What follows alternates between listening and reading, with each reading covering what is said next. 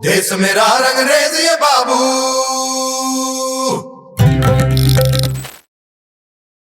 नमस्कार, मैं रोहित झा। बंगाल में बीजेपी के एक तरफा जीत के बाद लोगों ने बंगाल के अखबार खंगालना शुरू कर दिए थे। हर अखबार ने अपने स्तर पर जीत और हार का अलग विश्लेषण किया। सबकी निगाहें एक अखबार पर आकर टिक जाती है। द टेलीग्राफ ने पहले पन्ने पर बीजेपी का बंगाल लिखते हुए भगवा सुनामी बताया। इसे लोगों ने लिखना शुरू कर दिया कि क्या मुख्यतः बीजेपी को लेकर आलोचनात्मक रुख रखने वाला अखबार क्या भगवाकरण हो गया इसका, जबकि वही अखबार पहले पन्ने पर प्रधानमंत्री का आलोचनात्मक पक्ष मुखर होकर छापता था। दरअसल जिन हेडलाइंस और फ्रंट पेज को देखकर आपने पत्रकारिता को जिंदा रखने के लिए टेलीग्राफ के कसीदे पढ़े थे, वो सब आर राजगोपाल के टेलीग्राफ के संपादक रहते आई थी। आर राजगोपाल ही थे जिन्होंने अपने संपादन में क्रिएटिव टेक को जिंदा रखा था। 2016 से सितंबर 2023 तक राजगोपाल टेलीग्राफ के संपादक के रूप में काम करते रहे। उसके बाद 2025 तक शंकरशन ठाकुर को टेलीग्राफ का संपादक बनाया गया। अभी फिलहाल इस पद पर कौन है, इस पर कोई भी स्पष्ट जानकारी नहीं है। राजगोपाल के टेलीग्राफ से निकलने के बाद निश्चित तौर पर अखबार की एडिटोरियल लाइन बदली और अखबार का क्लेवर भी बदला, जिसके लिए वो जाना जाता था। संपादक नहीं बदलते, कई बार एडिटोरियल लाइन बदल दी जाती है या बदल जाती है। अब वही आर राजगोपाल के साथ पता है क्या हुआ है? बंगाल में चल रही एसआईआर प्रक्रिया के तहत राजगोपाल का नाम कोलकाता के बालीगंज विधानसभा क्षेत्र की वोटर लिस्ट से हटा दिया गया।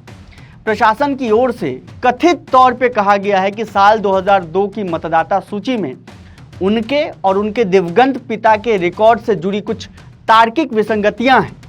राजगोपाल का कहना है कि उन्होंने अपनी 10वीं की मार्कशीट समेत कई दस्तावेज जमा किए, लेकिन इसके बावजूद उनका नाम बहाल नहीं किया गया और वो हालिया चुनाव में मतदान भी नहीं कर सके।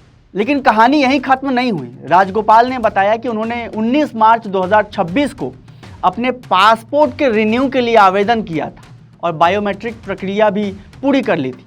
उसके बाद पुलिस वेरिफिकेशन के दौरान कथित तौर पर यह रिपोर्ट दी गई कि उनका नाम मतदाता सूची में नहीं है। राजगोपाल का दावा है कि इसी प्रतिकूल रिपोर्ट के कारण उनका पासपोर्ट 100 दिनों से अधिक समय से लंबित है। उनका कहना है कि इसी प्रशासनिक उलझन के कारण वे सैन फ्रांसिस्को में अपनी बेटी की शादी में भी शामिल नहीं हो पाए। यही वजह है कि यह मामला अब सिर्फ एक व्यक्ति की परेशानी नहीं बल्कि नागरिक अधिकारों से जुड़ा मुद्दा बन गया है।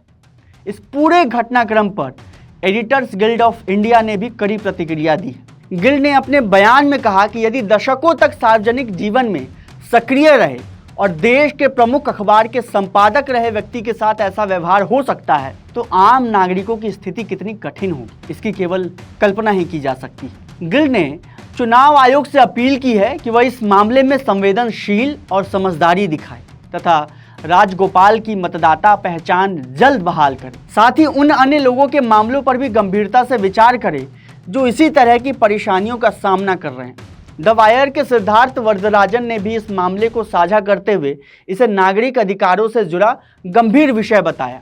पत्रकार सबा नकवी ने भी आशंका जताई कि यदि वोटर लिस्ट से नाम हटने का असर पासपोर्ट पर पड़ने लगा तो कई लोग ऐसी स्थिति में फंस सकते हैं जहां वो सरकारी सुविधाओं से भी वंचित हो जाएं और विदेश यात्रा भी न कर सकें। वरिष्ठ पत्रकार गीता शेषु ने इसे लोकतांत्रिक व्यवस्था के लिए गंभीर चेतावनी बताया। राजनीतिक दलों की प्रतिक्रियाएं भी काफ़ी तीखी रही हैं इस पर।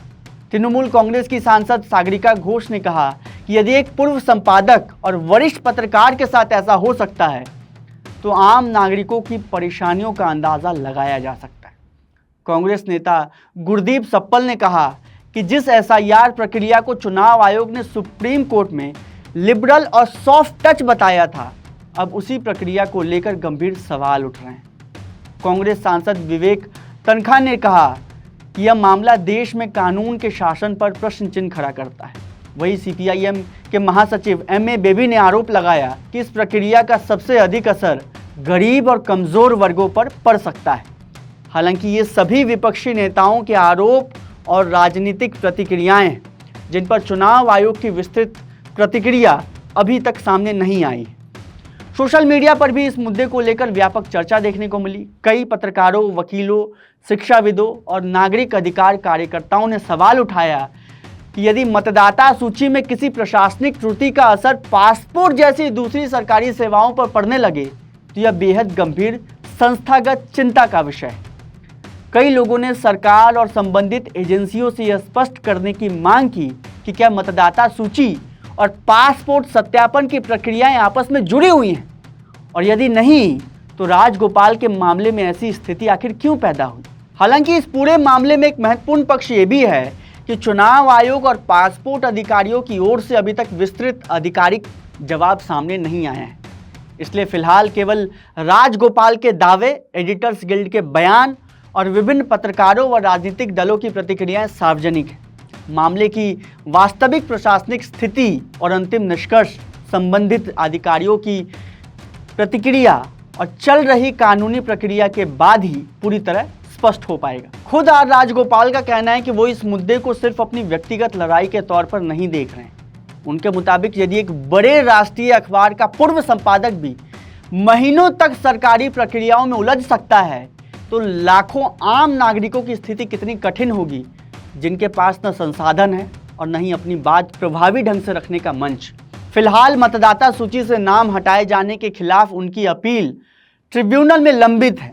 अब सभी की नज़र इस बात पर है कि चुनाव आयोग, पासपोर्ट प्राधिकरण और न्यायिक प्रक्रिया इस मामले में आगे क्या फैसला लेते हैं, क्योंकि यह मामला अब केवल एक पत्रकार का नहीं बल्कि एक नागरिक अधिकारों और सरकारी प्रक्रियाओं की विश्वसनीयता से जुड़ी राष्ट्रीय बहस का विषय बन चुका है।